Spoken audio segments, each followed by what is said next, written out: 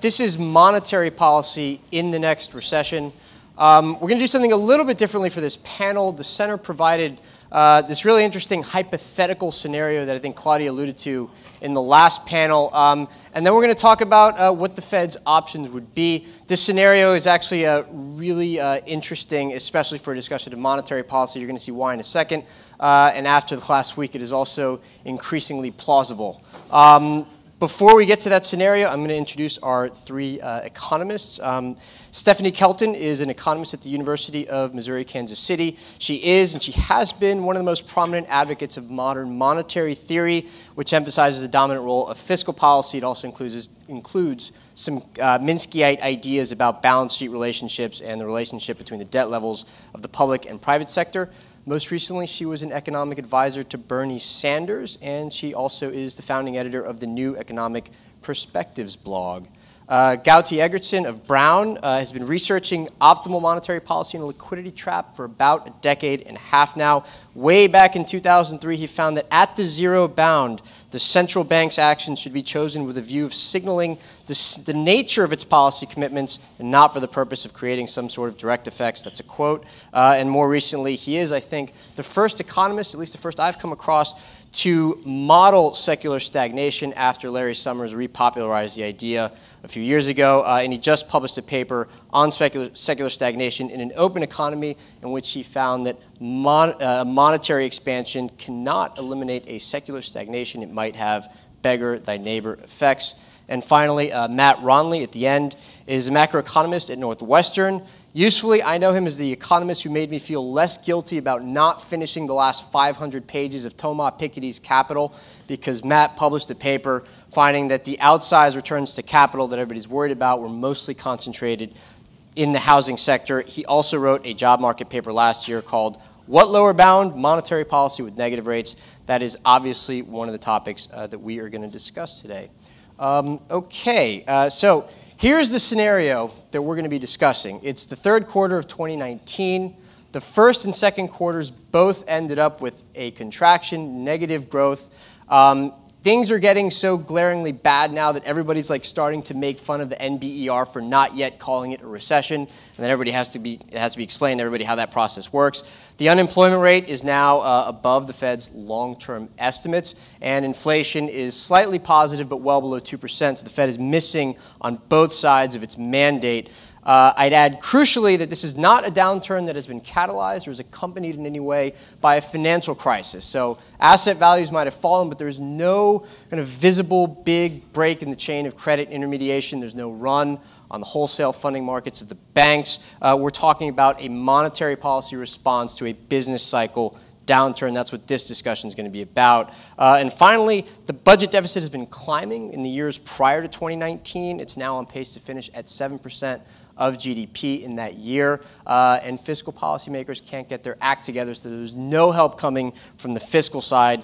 It's all about monetary policy, and it's 2019, so a new Fed chair, Omarosa, I presume, is sitting down to, I didn't know if it was too early to do that, but I think it's good to laugh so that you don't cry, is sitting down, and the Fed chair is turning to the FOMC to discuss what they can possibly do. That's the scenario, and I'm just going to ask, to begin with, each of our panelists to describe, if they were the Fed chair at the time, what should the FOMC do in response? Why don't we go in order from the end to nearest to me? So Matt, you get to start. All right, so I think if we've learned anything in the last decade or two, it's that at the outset of these recessions, we don't necessarily know how big they're going to be. And so it's very important, as people discussed earlier today, to have some kind of automatic stabilizers in place that can flexibly give more and more stimulus to the economy if things turn out to be worse. And without the fiscal side at all, which is the premise here, you have to rely entirely on monetary policy. And so that means monetary policy somehow has to give this very flexible sort of stabilizing force. And so traditionally this wasn't that hard. We just had the central bank lower nominal interest rates and keep lowering them, and everybody expected that this would happen when things were bad. Once you get nearer to zero, that's a fair amount harder to do. And markets are a lot more skeptical that it's going to happen. And so first of all, I'd say that the Fed should try to assuage those concerns. It should make sure that markets know that it's going to keep responding if things are bad. And that means being very clear that it will rely potentially either on negative interest rates or on large-scale asset purchases to a large degree, with less reluctance than it's had in the past. So that's one possibility, simply trying to replicate what it's done before using these unconventional tools, but still, keeping open your options. The other possibility is to have a more explicit, conditional, goal-driven framework. And I think there are a few possibilities for this. Maybe the less ambitious one would be just to have conditional forward guidance, which is what the Fed did with the Evans rule and things like that in recent years. What that does very nicely is allows markets to know right away if they expect things to be worse, that rates are going to be lower for longer. That provides a countervailing effect. The other thing that the Fed can potentially do, which is more ambitious, is to adopt a different framework like nominal GDP targeting. I think that has its pitfalls, and it's, again, much more ambitious. So I'm not sure that the Fed will be willing to do it. But that, in its ideal form, provides a great deal of automatic stabilizing force to the economy. Everybody knows that if you're going to be below the nominal GDP target in 5 years, and if investors forecast that rates are still going to be low, and that provides all kinds of incentives for people to invest and spend. So some combination of making sure we still have the traditional room to maneuver and new forward-looking conditional tools, I think, is going to be important. Okay, Gauti, and before you answer, I should note that I left out the most important part of the scenario, which is we are at the zero bound when the Fed sits down to discuss this. Matt clarified that, but yeah. Yeah, so one thing I picked up on here that I thought was interesting in the scenario, and I think perhaps one of the more interesting aspects of it, is that it says that, I guess during the expansion between now and the fall of 2019, short-term interest rates were already low. They just didn't go above 1% before the Fed started cutting. Meaning then, during the intervening period, you had negative real interest rate through the whole duration. What I think is troubling about that from the perspective of monetary policy is that it may limit the degree to which you can use very effectively forward guidance, because what's forward guidance about? It's about promising to keep the nominal rates lower than people expected them to be. Now, if the real interest rate has been negative already for 2 or 3 years, people have less reason to believe that post-recession there's going to be any renormalization to positive interest rates. So I think that would put a big damper on the effect of forward guidance in the kind of scenario we see here.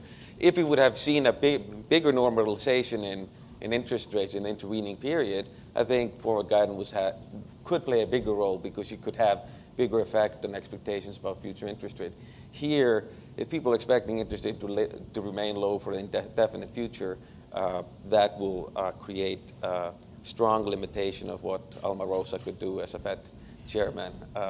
So I suppose then I think there would, if this were the scenario, I think there would need to be some fundamental rethinking about the framework. In particular, I think one obvious alternative would be to try to simply increase the inflation target of the Federal Reserve. But in order to achieve that, I think they would need a host of actions, including buying assets. But I think there would need to be a recognition that those things may actually not be enough. And we have seen in this crisis that the Bank of Japan have expanded its balance sheet a lot. The Swiss National Bank bought foreign currency or expanded its balance sheet to the tune of 700% of GDP without finally abandoning it. So I think there would need to be a rethinking both of the inflation target and then some fiscal support to achieve it. Okay. All right, you introduced me as someone who has for a very long time been an advocate of the supremacy of fiscal policy over monetary policy, and then you put me on a panel where I don't get any opportunity to use fiscal policy as part of my policy response. So this is extraordinarily painful. Look, I think that if we play by the scenario that you've just laid out, that interest rates are already at zero and that the only options on the table are through the central bank, and they're of the variety, as Janet Yellen said, what if we end up facing another recession before we move rates significantly away from zero? So we don't have room to cut rates in the traditional way. Then we do the sorts of things that these guys just talked about. We do some sort of inflation targeting. We cut rates to negative levels. We do large-scale asset purchases. We do what we did before, in a sense. And I think that, you know, in a way, I agree with what you said, which is we have to find out first what type of recession, how deep, what are we looking at. But let's assume that just following the historical record of the last several recessions, that each recession has taken us longer and longer to crawl out of, right, to recover the jobs that are lost in each recession. So let's assume that the next recession will be significant, at least in terms of job losses and the pace at which we will recover jobs. So that makes me think something ambitious is required. So what could that possibly look like? What could the Fed do on its own? I mean, how creative do we want to get? How creative might the Fed be willing to get under those circumstances? Large-scale asset purchases that include something like student loan debt, combined with some form of debt forgiveness, would be extremely out-of-the-box sort of thinking. And in fact, it's something that I've been working on as part of a research team, and we've done some macro modeling working with Mark Zandi over at Moody's, and the estimates are that this would be both progressive and have a high degree of macro stimulus. And so this is the kind of thing I guess I might think about in a situation like this. Okay, before we consider in detail some of the more radical ideas or the things that might be considered regime change, let me ask Matt and Gauti to talk about asset purchases, something that's already been tried. Stephanie just gave you her idea for what that should look like. Each of you talked about forward guidance already. I've read more papers than I care to count on the effects of asset purchases, and they all contradict each other. Could each of you maybe talk about the trade-offs as you see them of QE? So I absolutely agree. We still don't really know what's going on with QE. It seems to work sort of casually. We look at markets when there's a QE announcement and they seem to do well and so forth. But it's very hard to kind of pin down a clear theoretical reason why it should have such a big effect. We can talk about portfolio balance effects, but if we envision effects of that magnitude, they would have all kinds of implications elsewhere that don't seem to hold true. That said, you know, even though I don't really know why or how it works completely, I don't really see what the downside of doing more of it is. I don't see a strong negative effect. And in fact, the only negative effect that I can see that the Fed might be concerned about sort of in the short to medium term, it doubles as a positive effect. So the Fed is probably concerned that if it buys up lots of assets and then interest rates rise, and the Fed has sort of a maturity mismatched balance sheet, then the Fed would actually experience losses, and it might have to go to Congress for a bailout. It might sort of just look bad because it has negative equity, especially in the media, which wants to vilify it or something. But that's also a great commitment mechanism for the Fed. The Fed can buy up lots of assets, and everybody knows that the Fed's going to have a really tough time raising rates, which are the thing that it pays to all the banks, interest on reserves, without busting its balance sheet. And that's a way to make forward guidance more credible. To be honest, just for lack of a better explanation, I think it's one of the reasons maybe why QE has worked some. And I think they could do more of that. You know, it's kind of great when the downside of a policy is also its main advantage.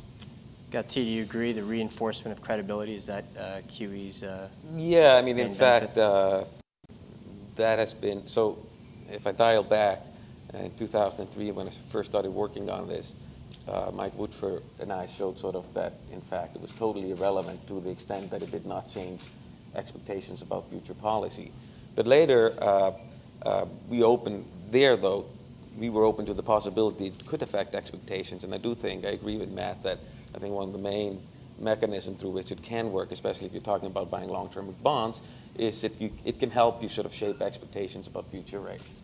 I just want to make one point, though, about the scenario, which I think is very important. So the QE, as we saw in the US during this crisis, had several stages.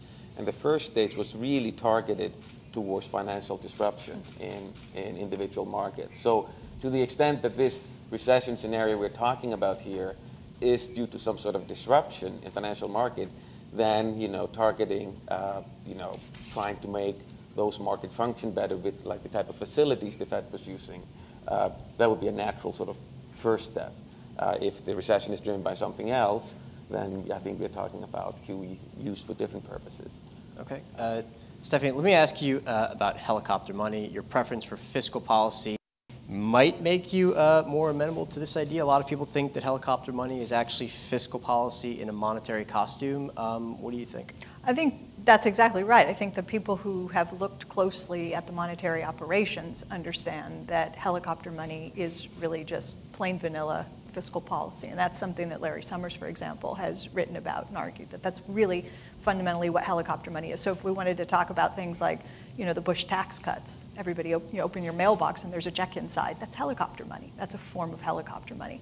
And that, I think, is something, as you say, I would be definitely amenable to something along those lines. I mean, that's the kind of thing that works, right? This is the sort of thing that Jared was talking about. I don't know if he's still here, but the sort of, or I guess it was Alan Kruger this morning, talking about the types of things that provide a one-time increase in income, comes as a gift, if you will, and it's an increase in income and a one-time increase in wealth, and you get stimulus effects as a consequence. Logistically, your preferred way of doing this would be that the Fed essentially sends households a check. Well, I see the Fed cannot just unilaterally do that. And that's what we know by looking closely at the monetary operations. It really is fiscal policy. The Fed can't just write checks to people, not under current law. At least not as we understand monetize the debt while the Treasury does. Yeah, and the other thing is, we talk about the large-scale asset purchases. One thing that does happen with the large-scale asset purchase, if the Fed goes out and buys a bunch of Treasury bonds, it effectively amounts to the Treasury never having issued them in the first place. It's as if the Treasury never issued them in the first place, publicly held debt.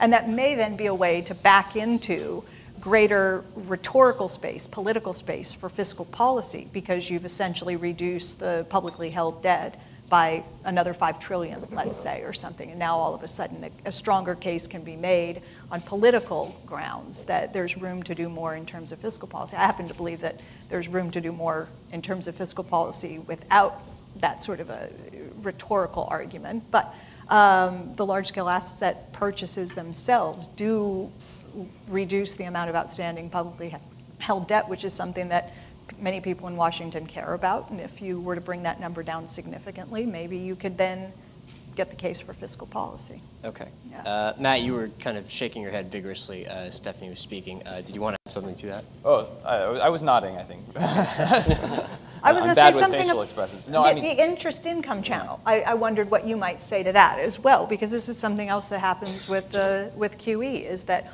it's an asset swap, right? And so all of the assets that are being purchased by the Fed are being replaced with reserves that essentially pay no interest. And meanwhile, all of the interest income is accumulating on the Fed's balance sheet instead of on the balance sheets of private sector agents. So there's that sort of giant sucking sound that Ross Perot used to talk about in terms of the interest income. So that interest income channel turns out, I think, to be really important in terms of the way we think about yeah, I mean, there's been some recent work that suggested that, in fact, if you look at the redistributive effect of monetary policy, how changes in interest rates shape how funds are going to different sectors, you really have to be concerned with what the government does with its interest savings when you lower interest rates. That matters a great deal. If the lower interest that the government is paying is used to cut taxes or increase spending or something, move the funds back to the private sector, that can be very stimulative and amplify monetary policy. If it doesn't, then you can get these kind of perverse effects that dampen monetary policy's effect a great deal. Okay. Gauti, you want to add something? I think people are often conflating a couple of things when they talk about helicopter money. So if you think about dropping money from helicopters at zero interest rate, I mean, it's a government piece of paper that's had $1 on it. Does it matter if you drop money or government bonds at zero interest rates? Well, it's a government piece of paper that has a nominal value. So it seems that it amounts to exactly the same thing, and that's what people are saying is just a fiscal policy. However, implicitly, people are always thinking, too, that, well, if the Fed is dropping money from helicopters, that's going to imply something about the future money supply, inflation down the road, because it's going to be hard for them to suck back that money. So, I think there is a sense in which if you think of it as a commitment device not to contract as much in the future as you otherwise would have thought, then it's sort of a little bit of both.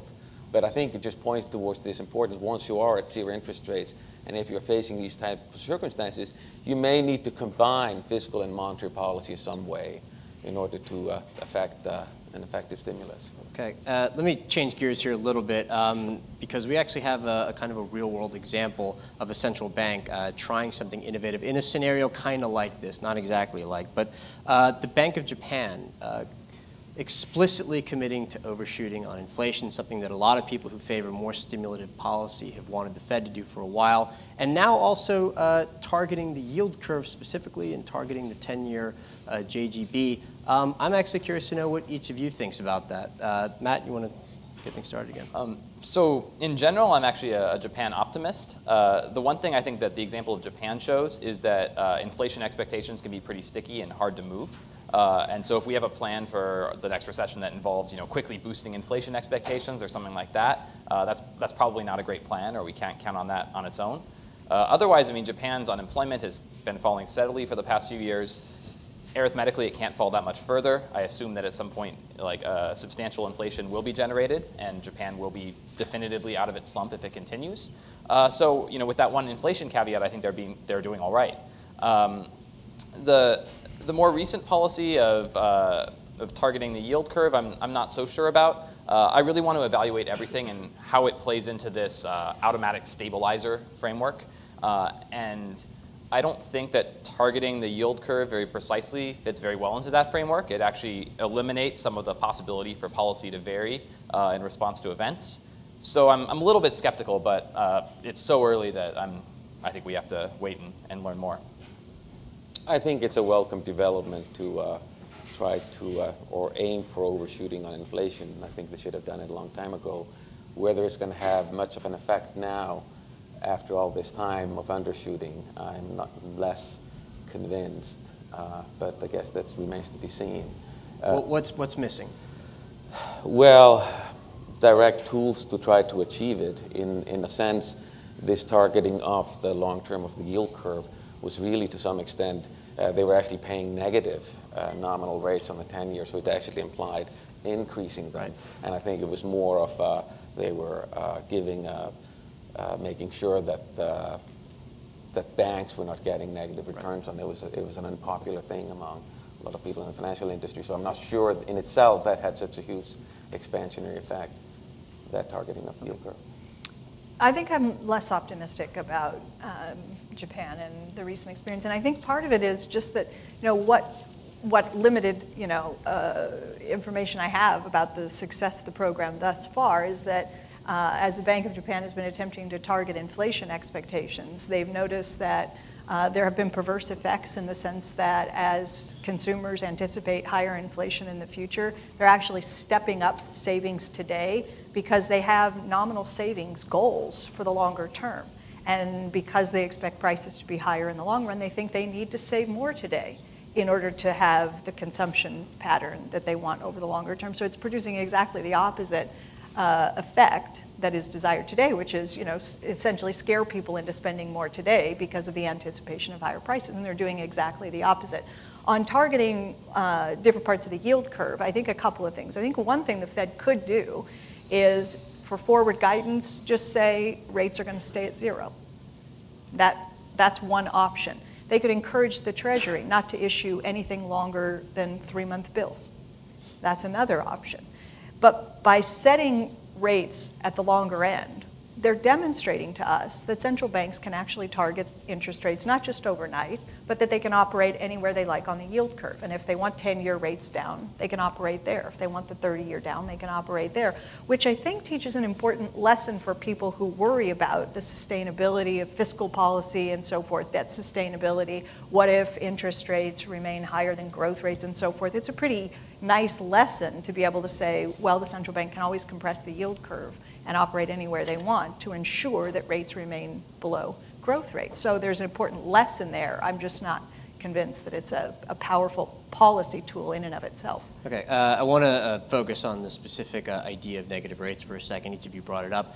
Matt, you've written in the past that negative rates, well, I mean, this is a common thing, but it was the focus of your paper that negative rates amount to a kind of inefficient subsidy to cash. That's one potential problem. Gauti mentions that it's a problem for the banks. This could especially apply in the U.S., where money market funds and institutional investors are a big source of wholesale funding for the banks, and negative rates could risk disrupting that. Each of you want to just talk about negative rates for a second, whether or not that would be a viable response for the Fed in the way that it's been tried by the ECB, the SNB, and now the BOJ? I think it definitely can be a response. So far we've seen that, in these countries that have lowered rates to anywhere between negative 50 basis points and negative 100 basis points, there hasn't been that much of an explosion in cash demand. And this is even in places with huge denominations where in principle it should be really easy to hoard cash. Switzerland has a highest denomination that's worth almost $1,000.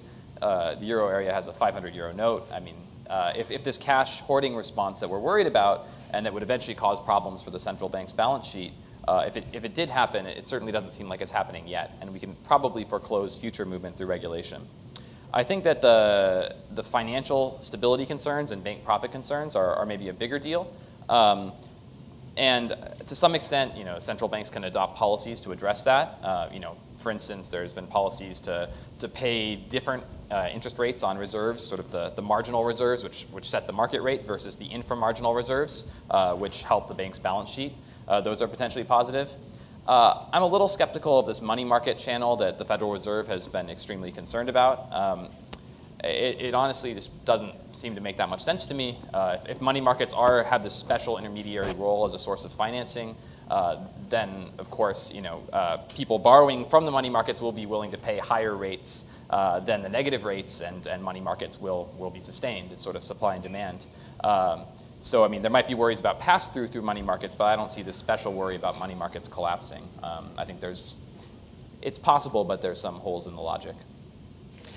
I think the jury is out on how effective negative nominal rates are, and I think it's something we will learn more about. For example, this scenario is 2019. I think we will know a lot more. So what's the point, right?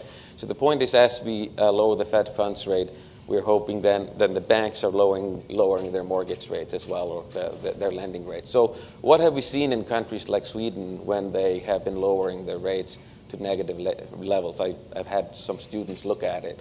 So at positive levels, they move in lockstep. So as we expect lower rate, you see mortgage rate going down. As they went negative, they stayed completely flat. And they went negative several times, and they still stayed flat.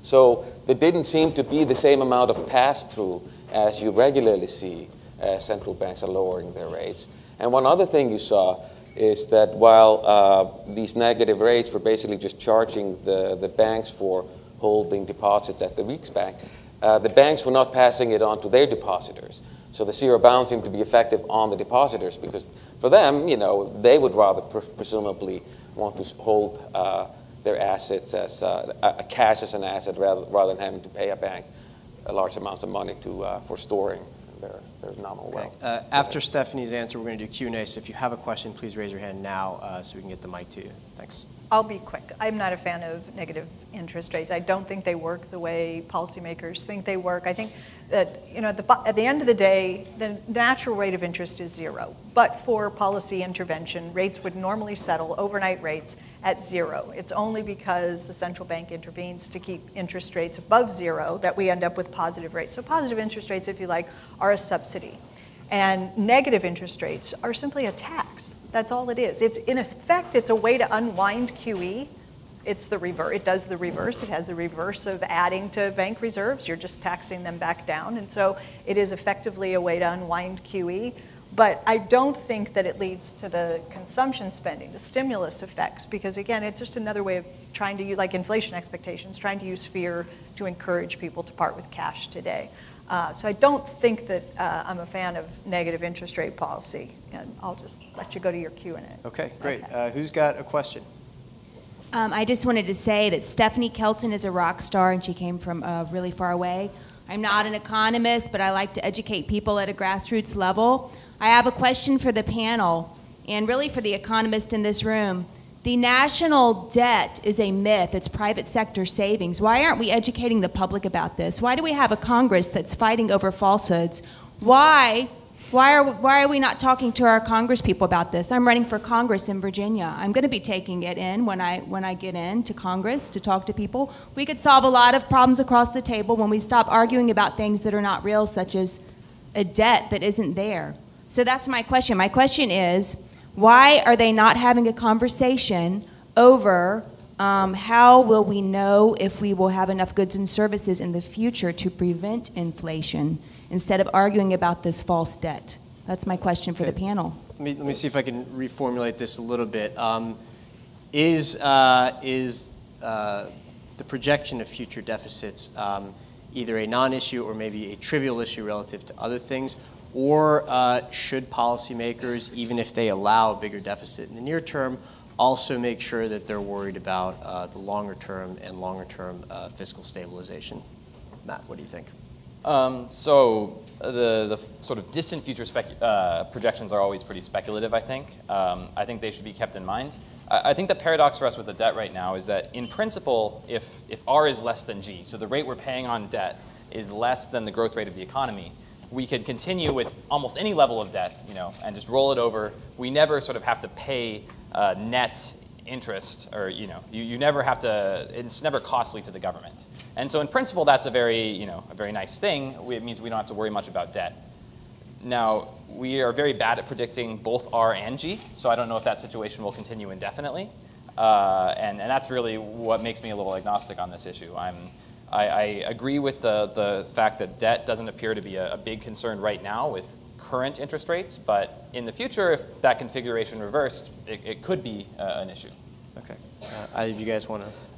Yeah, I mean, I suppose it depends a lot on one's perspective. If one takes the perspective like Larry Summers has been taking, that the natural rate of interest is negative, and that creates problem because it gives monetary policy less room to move, well, one solution to that is to increase the amount of public debt to the extent that that leads to a rise in the natural rate of interest. That, in fact, would give the Fed more room to move. So, in fact, that would be a good thing, in fact, to increase public debt some. If you take I appreciate you tying that to monetary policy, which is the theme of this panel. What I think is interesting, I'm going to try to tie it to the theme of the panel as well, because in the scenario that you laid out initially, if I recall it correctly, you've got inflation running below the Fed's 2% target, unemployment increasing, and projected to increase further, and the deficit projected to increase from, I think, 5 to 7%. Right. So, sort of implicit in the question is the idea that the deficit is already high and going higher, and yet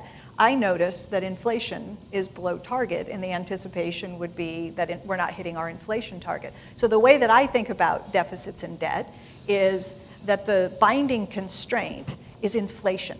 That's the binding constraint. So people, I used to sit on the Senate Budget Committee as the chief economist, and I would often hear the chairman of the Budget Committee, Senator Mike Enzi, and he would say, a deficit is evidence of overspending. That was his definition. A deficit is evidence of overspending. And I would say, no, of course, evidence of overspending is inflation, right? That's just textbook stuff. Evidence of overspending is inflation. So if inflation is the binding constraint, your question is, why are people in Washington focused on debt and deficit today in an environment in which there is not an inflation problem? And I agree with you if that's what you're trying to say. Of course, it is Washington, D.C., and you heard a lot of discussion on previous panels about the concern about deficits being raised as mostly it's a political football here. Okay, time for one more question, I think. Right over here. Thank you. Hi, Emily Liner, Third Way. I'll keep this brief. What's your read on the December FOMC meeting?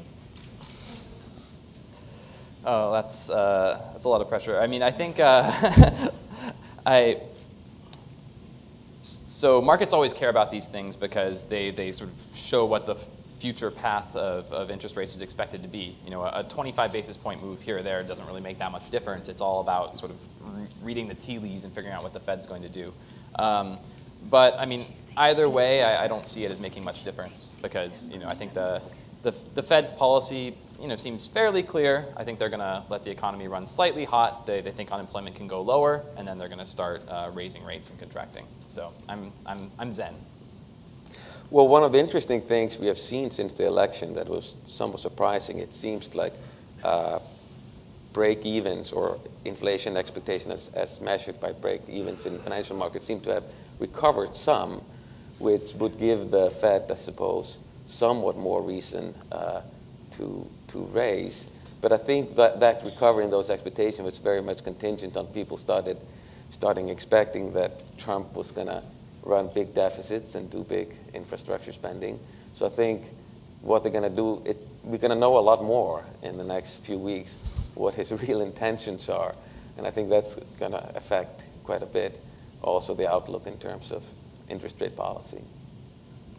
I think that the Fed has sent a fairly clear signal about December. My best guess is that barring an event, intervening event, that rates go up in December, I think.